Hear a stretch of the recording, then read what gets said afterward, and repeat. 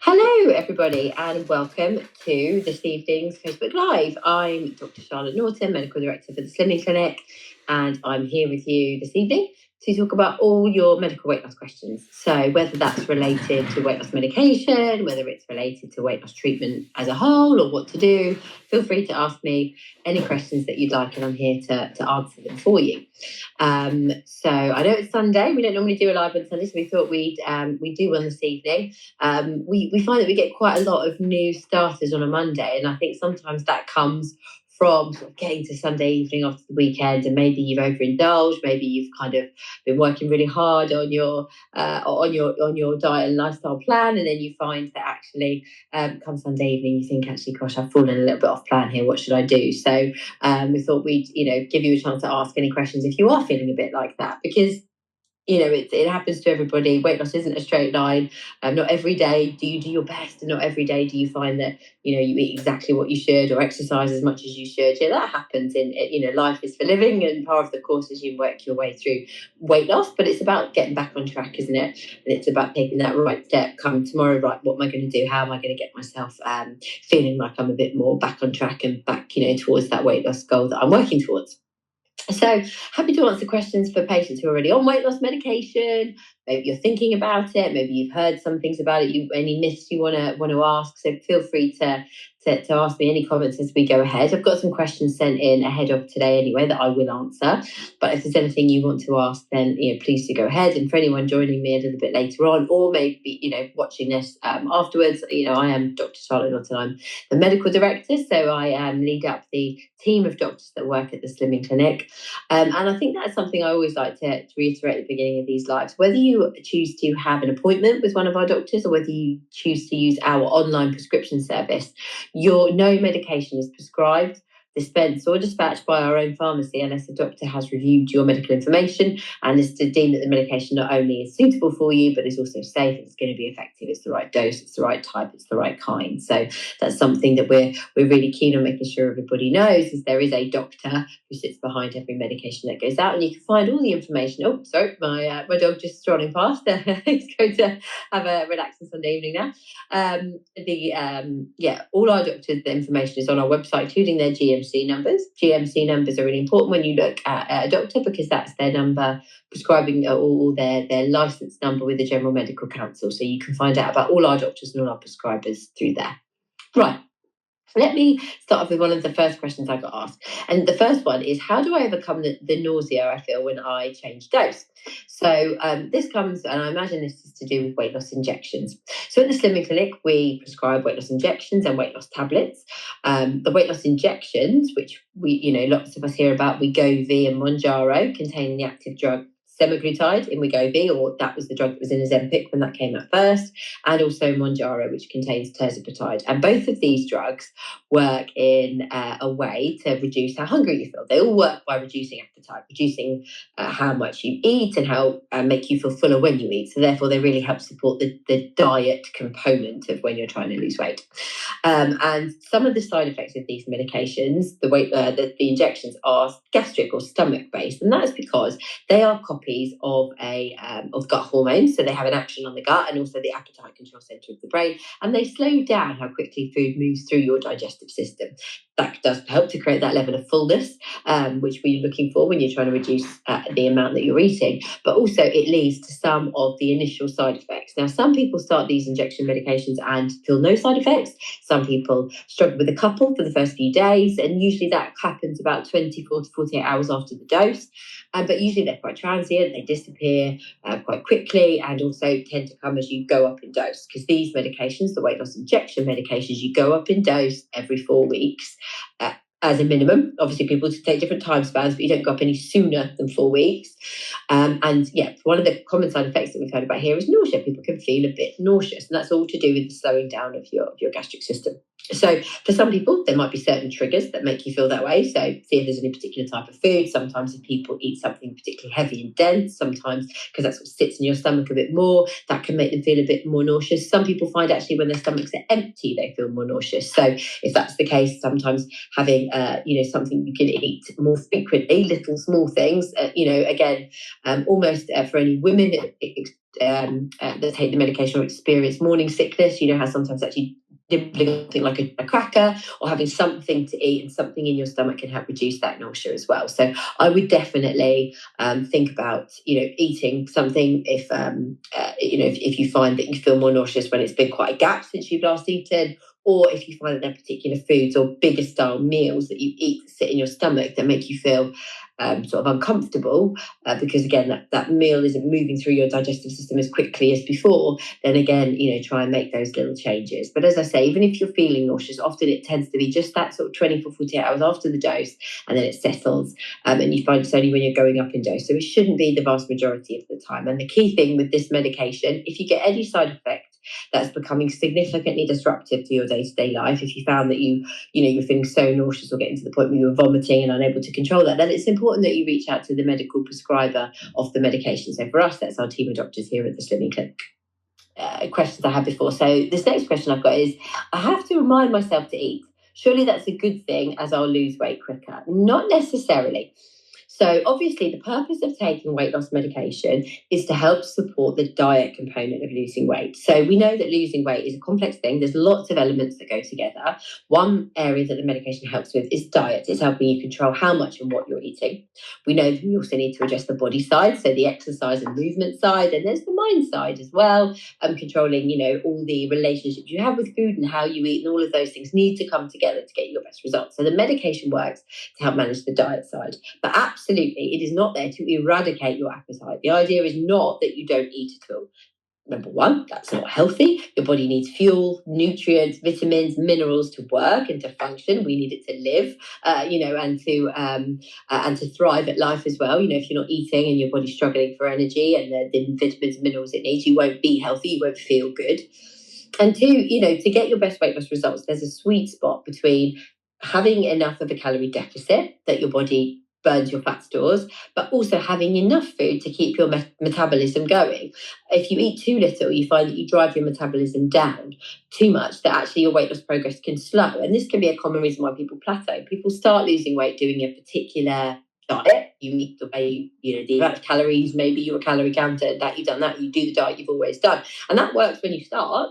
But sometimes actually, as you go through weight loss and your body changes, your weight changes, your body composition changes, that calorie balance or what you should eat and the amount you should eat can change. And sometimes when you get to that plateau, people can think, I'm not losing enough weight to jog, I'm going to eat even less. And actually that slows it down and you don't get that best result. You do have to feed your body, metabolism. The act of breaking down fat takes energy. Your body has to physically do a chemical reaction to break the fat down, to release the fat, to burn it away. And if you don't give your body fuel to do those things, then it won't do them as well and you won't get your best results. So not eating at all is not healthy. And it won't get you your best weight loss results. Being in control of what you're eating, being able to decide what you're going to eat, being able to stick to your healthy choices, being able to eat how, what, and when you wish to, is how the medication should help you. As I say, it should not be at the point where you're not eating anything, because as I say, that's just not healthy. And you don't want to feel like not your best. The idea of, obviously there's lots of reasons to lose weight. As a doctor, I sit here and say to you, I'm only interested in your health. And that's the reason as doctors we care about when people's weight goes overweight. We don't want to make people feel uncomfortable about how they look.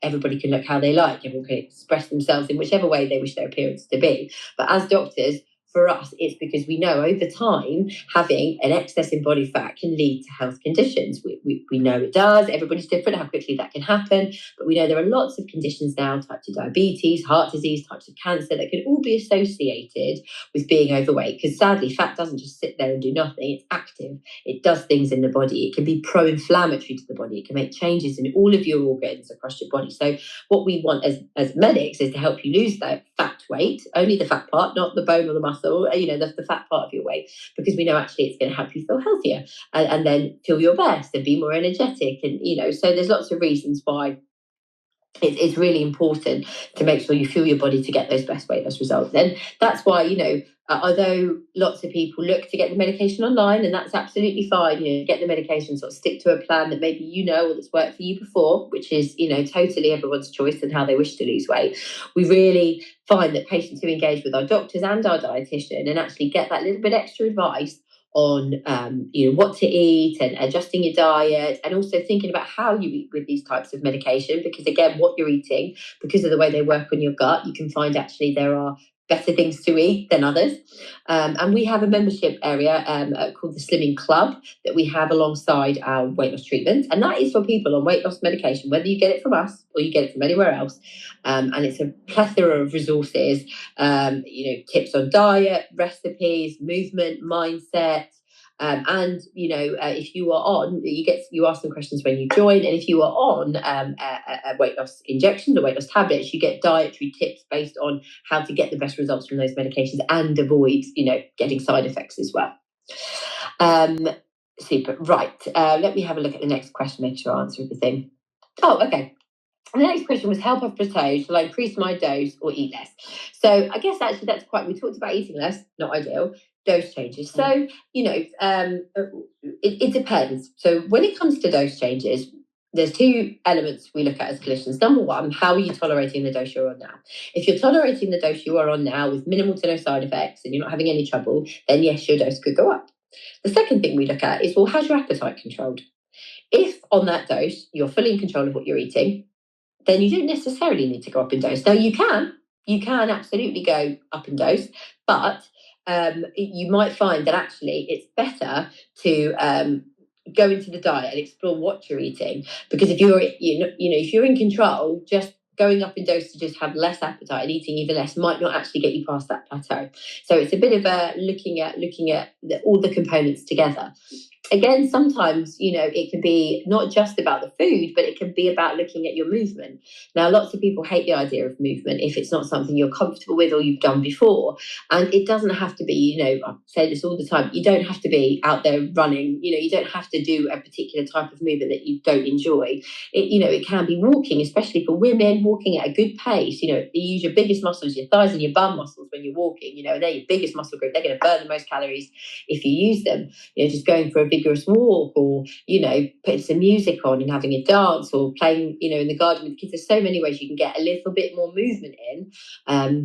Steps, I know people counting steps. You don't want to make necessarily all about counting things, but if you're somebody that has a smart device, or you carry your phone with you all the time, often your phones can count your steps. Even just trying to hit a step goal and gradually increasing that can sometimes be what you need to push past the plateau. So not necessarily just food, but look at those other components. And also remember, it's not just the amount, it's what you're eating. Now, my advice, if you're taking weight loss medication of any kind, or not even if you're taking if you are trying to lose weight and you are reducing how much you eat and eating a reduced diet, then you should always take a good, healthy multivitamin alongside it, because you can find that you can be lacking in some of the trace minerals and vitamins that your body needs, again, to get your best weight loss results. So think about taking those as well. Look at what you're eating and look at all those components together, and then hopefully you can push past that plateau. Sometimes it just takes a little bit of steely determination, which I know isn't what everybody wants to hear. Wouldn't it be great if there was an absolute magic cure for getting to where we want to go to? Sometimes you've got to stay consistent with what you're doing, and you will get past it. There are lots of complicated things that goes on in our body when we start to lose weight, especially if our weight has got into the higher BMI ranges. And actually, you can find that your body starts to fight a little bit against you at a stage. We find that when people start to lose weight, we know, in fact, from medical studies, that actually your metabolic rate naturally decreases a bit. It's sort of a survival tactic where your body wants to keep its stores. So you can find that you can fight against that, which doesn't help you. So you've got to fire your metabolism up by eating, fueling your body enough, doing a bit of exercise to burn calories in a slightly different way. And we know that your body starts to like a certain weight and it wants to be at that weight. And most people that have done a weight loss journey might know there's a point that your body sort of likes to sit at. And sometimes that can be hard to push past. But staying consistent, doing what you're doing and believing in the fact that you are eating a calorie-controlled diet, you're moving a bit more, you're hydrating yourself well, you're sleeping well, and all those good things, it will happen. But sometimes it is just being confident in the process, which, again, I appreciate. Sometimes can feel lengthy and can feel a little bit like it's not quite happening for you. The next question I got was about storage of the medication, being anxious about storing your medication. And again, I reckon this is about injections, because the tablet medication you can store like any other tablet-based medication, at room temperature, always out of the sight and reach of children. But the weight loss injections are what we call a cold chain medication. So before you are using them, they should always be stored between 2 and 8 degrees. Okay, so that is, in a domestic fridge, you can get to that temperature, especially if I always usually say, if you've got that, put it in towards the back of the fridge and the lower part of the fridge, because that's the cooler part of your fridge than the top part of your fridge. And try and put it as far away from the door. Don't put it in the door, because when you open the door, it springs out. So you keep it back there, and you'll keep it at that temperature. Don't freeze it. It shouldn't be frozen. To 2 and 8 degrees. And that is for medication when it's unused. Okay, so you haven't started using your pen yet. Maybe you've ordered a medication and actually you're not going to start it yet, or you've ordered more than one pen and you're not going to, you've got pens to last you a couple of months. So the ones you're not using, keep them in the fridge, and then they will last for as long as their expiry date. Once you start using the pen, then it's up to you. You can keep it in the fridge, and again, just get it out, do your injection, put it back in the fridge. It won't heat up significantly in that time that you're enough outside of the 2 and 8 degrees to worry about. But if you don't have to keep it in the fridge, because once it warms up to room temperature, you've then got between 4 to 6 weeks to use it. Now, these doses are designed to be taken every week, every 7 days, so 28 days. So at room temperature, the medication will last for the whole time that you need to inject yourself. So it doesn't matter. You can keep it at room temperature if you wish to. That's not an issue. So if you potentially don't want to store it in your domestic fridge because you don't want family members to see it, or maybe the time you want to take it means that you're at work and you don't want it in the work fridge, for example, then if it's just that one pen, you can let it warm to room temperature. Use it every week for 4 weeks. All the pens are designed to be a 4-week dosing pen, and there's no issue there. So, but obviously, if you've ordered more than one pen and you're not intending to use the pen straight away, keep it in the fridge. So when we send the medication to you, we send it in cold packaging. So it comes in packaging that's got a layer of wool in it, and it's got some ice packs in that we've tested and we know stay cool for that length of time. Which is why, again, when you know it's being delivered, we use Royal Mail. So you should always get an email from Royal Mail as well as us when it's coming to you with a tracking link. We try and ask you to try and receive it the day it's sent out. If you receive it the next day, again, it should be fine. We've got about 48 hours of cold of the pen. But yeah, so try and be in for the delivery as well, again.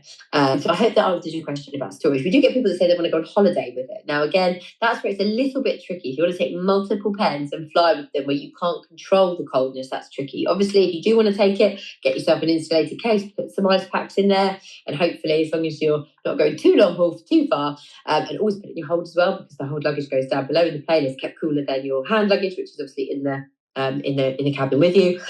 Excuse me. But it can be slightly harder to guarantee it stays at that level of coldness. Right, just looking at the next question. What is the best day to take my medication? So it's totally up to you. There's no certain day of the week that's any better. What I'd say is what we recommend is try and keep to roughly the same day and time each week. So think about a time that's best for you. Maybe a time that you're always at home. If you're maybe somebody that travels with work, so you can find you're always here, there, and everywhere during the week. Maybe have it at a weekend. It's totally up to you. You can take it in the morning, take it in the middle of the day. You can take it at night time if you wish. It's completely up to you. The medication is formulated to work for 7 days. That's why you take it once a week. So it really doesn't matter. Just take it when it's convenient for you. If if for example you normally take it on a Monday and you've gone away and maybe you don't come back to a subsequent Tuesday or something, that's fine. Just take it on the Tuesday. Moving it, shifting it by a day will not cause you significant issue. The key thing is you don't take 2 doses any sooner than 4 days. 4 days is the absolute minimum between 2 doses. That's okay.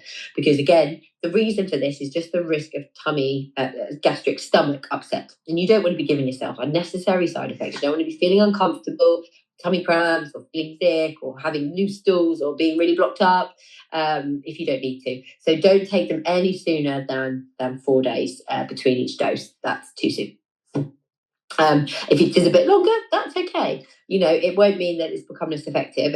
As long as you don't go more than 2 weeks in between your dose, you should be fine to carry on with the same dose. 2 weeks is sort of the cutoff where we would say actually maybe you need to think about either going back down a dose or whatever. So, but these things do happen. Sometimes you're not able to take your dose in time. So I hope that answers that.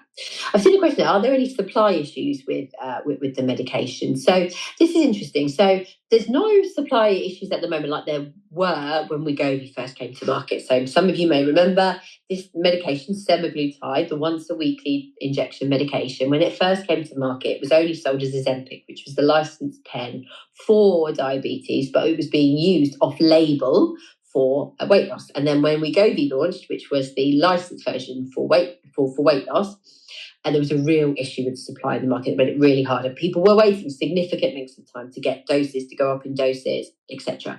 So there's not that level of issue. But with Mounjaro, with some of the higher doses, the 12.5 and the 15 milligram, there is some supply, light supply issues, but not significant, not to the point where at the moment at the Slimming Clinic, we are fortunate enough to be able to still access enough of those doses for our patients. But we know that there is some supply issues out there. And that's just the manufacturers doing it in a fair and just way to make sure there's enough supply for everybody, to make sure patients, because that's the key here, you as patients should be able to access your dose. There isn't one person stockpiling it and monopolising the amount of dose that they have. So they give a level of dose to everybody. But no, there shouldn't be significant disruptions in doses out there. But again, there's no rush ever to get to that top dose. And I say this when I do these lives. There is no there's no reason why you need to rush to that top dose. All the medical studies that we get are obviously at that top dose, but that doesn't mean you only start losing weight at that top dose. And hopefully, many of you are on a weight loss journey or have been, you start losing weight from day one of the lowest dose. And how quickly you get to the top dose doesn't matter. We have patients that never get to the top dose. We have people that get to the top dose really quickly or go, textbook up. It's all about you. It's all about how you're achieving your weight loss, how you're tolerating the medication. And remember, you can move between the medications as well. You might find you start on one, you might start on Wegovy. Maybe actually it doesn't work for you. You're not finding you've got a niggly side effect. Maybe Mounjaro might work better for you. You might actually thought you wanted injections, but actually our weight loss tablets might work better for you. So there's lots of different options.